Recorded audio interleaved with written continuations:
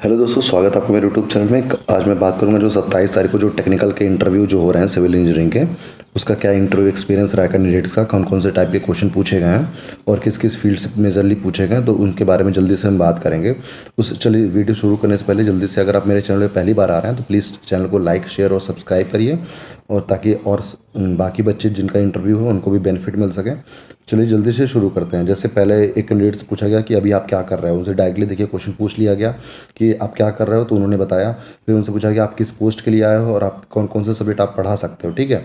फिर उन्होंने बताया। फिर उसके बाद उन्होंने पूछा कि इनमें से आपका फेवरेट सब्जेक्ट कौन सा है और सर्वेइंग में आप क्या क्या पढ़ के आए हो, उसके बारे में एक ब्रीफ इंट्रोडक्शन हमें आप दे दीजिए, ठीक है। फिर उनसे थियोडोलाइट के बारे में पूछा गया। देखो, थियोडोलाइट के बारे में मुझसे पूछा गया था और थियोडोलाइट के क्वेश्चन पूछे जाते हैं सर्वेइंग में, भाई ऑब्वियसली चीज़ है, इंस्ट्रूमेंट है, तो उसके बारे में पूछा जा सकता है। फिर चेयरमैन ने उनसे पूछा कि अगर मुझे घर बनाना तो उसके लिए साइट कैसे मैं डिसाइड करूंगा, कौन सी साइट रहेगी, क्या बेसिक रिक्वायरमेंट में उस साइट में क्या ऐसी करेक्टरिस्टिक्स देखूंगा कि मैं उस साइट को चूज़ करूंगा, राइट। फिर उन्होंने पूछा कि सॉइल कौन सी होनी चाहिए। फिर बिल्डिंग मटेरियल सीमेंट और जिप्सम के बारे में उनसे भी पूछा गया। तो बेसिक क्वेश्चन थे, कोई बहुत डिफिकल्ट क्वेश्चन नहीं थे। फिर उनसे टाइप्स ऑफ रिजिड पेमेंट और फ्लेक्सिबल पेमेंट के बारे में पूछा गया है। और फिर बेसिक क्वेश्चंस और अदर थे, तो वो जो आप आसानी से बता सकते हैं, राइट।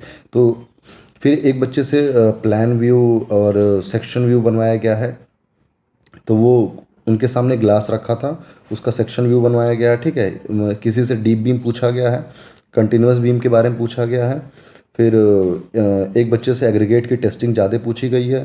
फिर उन्होंने पूछा कि हाइड्रोमीटर कैसे वर्क करता है, उसका प्रिंसिपल क्या है वो बता दीजिए। तो हाइड्रोमीटर्स के भी क्वेश्चन पूछे जा रहे हैं इंटरव्यू में।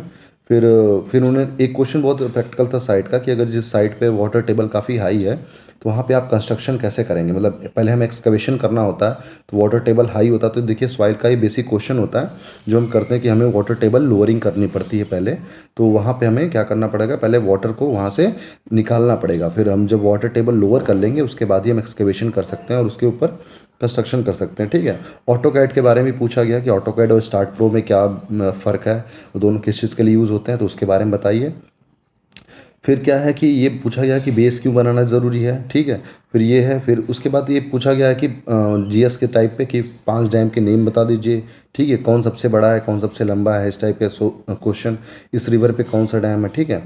फिर एक क्वेश्चन ये पूछा गया कि एक बच्चा एनएचपीसी में काम कर रहा था, तो उनसे पूछा गया कि आपकी प्रेजेंट प्रोफाइल क्या और कहाँ पे आपकी पोस्टिंग है, ठीक है। तो फिर उनसे एनएचपीसी के बारे में पूछा गया। फिर फेवरेट सब्जेक्ट पूछा गया है। फिर उनसे पूछा गया है कि वाइड रेशियो, परमिबिलिटी, पोरोसिटी, इस टाइप के क्वेश्चन, बेसिक क्वेश्चन थे। फिर एसएफडी बीएमडी के क्वेश्चन भी पूछे गए हैं, ठीक है। फिर ये पूछा गया है कि सॉइल में ओल्ड स्ट्रक्चर में क्या यूज़ करते हैं, ये चीज़ें पूछी गई हैं, राइट। फिर एमटेक के जो बच्चे एमटेक किए हुए थे उनसे एमटेक के थीसिस के बारे में पूछा गया है। उनसे मेसनरी स्ट्रक्चर पूछा गया है, जीआईएस के बारे में भी पूछा गया है, और अल्कनिटी, हार्डनेस, पीएच, ये सब बेसिक क्वेश्चन है जो एक्सपेक्टेड होते हैं, राइट। फिर एक बच्चे से पूछा गया था कि आप एमटेक करें, तो उनका एमटेक चूँकि जियो इन्फॉर्मेटिक्स में था, तो उनसे ये पूछा गया कि क्या क्या रोल प्ले करता है, कौन कौन सी इंस्ट्रूमेंट्स हैं जो हम जियो इन्फॉर्मेटिक्स में यूज़ करते हैं, कौन कौन से सॉफ्टवेयर हैं, है ना। फिर रोटरी ड्रिलिंग के बारे में पूछा गया है, परक्यूशन के बारे में पूछा गया है। और इसके साथ ही एक बच्चे से share models, bulk models, elastic models, इसका डेफिनेशन और रिलेशन पूछा गया, फार्मूला भी लिखवाया गया। और उनसे बोर्ड पे एक्सप्लेन करने को कहा गया कि आप शेयर स्ट्रेन को एक्सप्लेन कर दीजिए, ठीक है। एक जन से ये भी पूछा गया है कि रिवेटिंग और वेल्डिंग में डिफरेंस क्या है, एयर क्वालिटी पैरामीटर्स क्या क्या होते हैं वो बता दीजिए, ठीक है।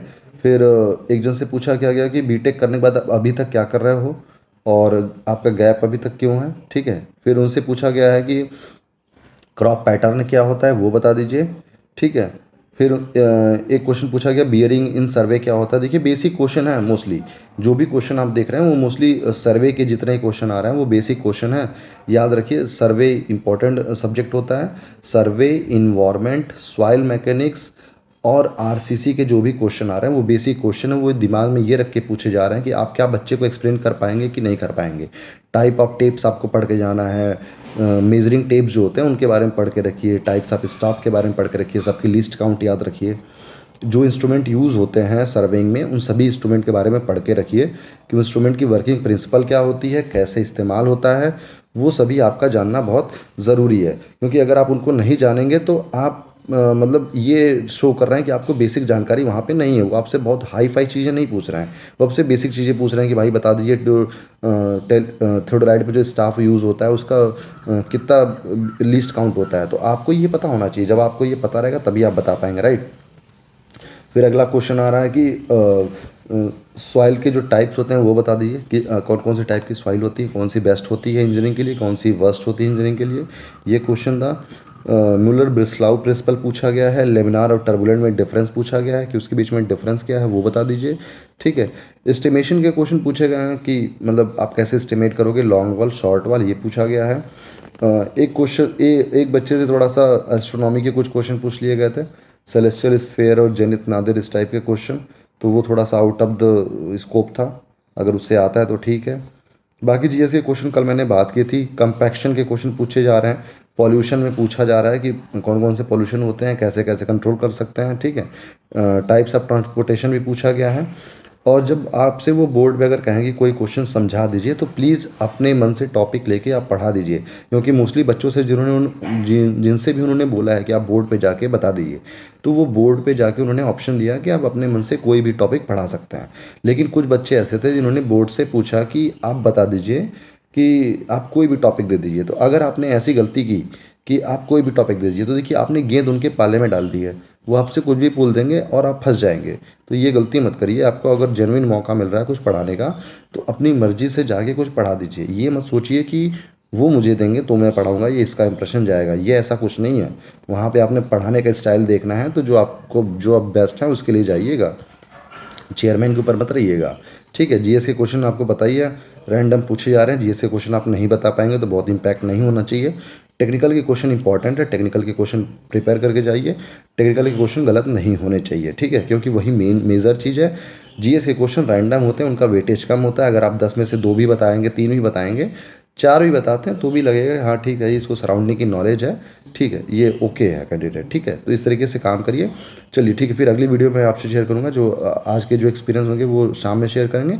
थैंक यू फॉर ज्वाइनिंग में।